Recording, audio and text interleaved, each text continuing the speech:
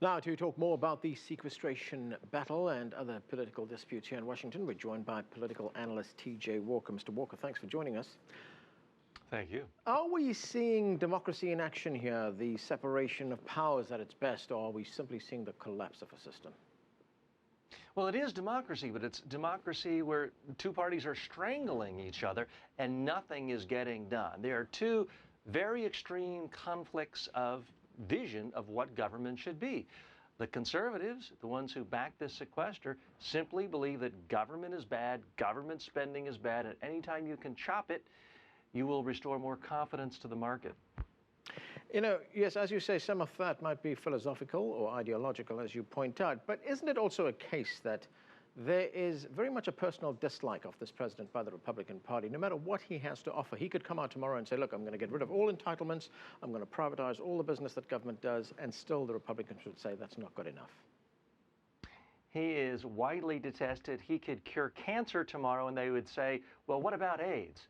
You're absolutely right. There is nothing he can do without being condemned and vilified by conservatives. Let's not forget that Obamacare itself was a Republican idea embraced by nearly every conservative in Washington before Obama ever endorsed it.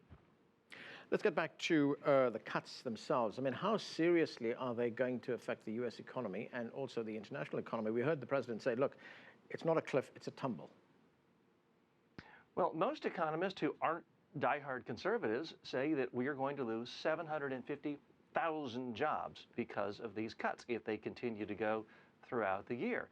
The United States is still the largest economy in the world, so this is going to trickle out. There's going to be less demand for consumer products and services from around the globe from the U.S. market, so this is going to hurt everyone. You know, besides the figures, and if we look at things like output, et cetera, I mean, there is something else that's going to be affected, especially in other parts of the world, and that is confidence in the United States. You know, that's the kind of sentiment and emotion that people feel about this, and that is going to affect the markets, isn't it?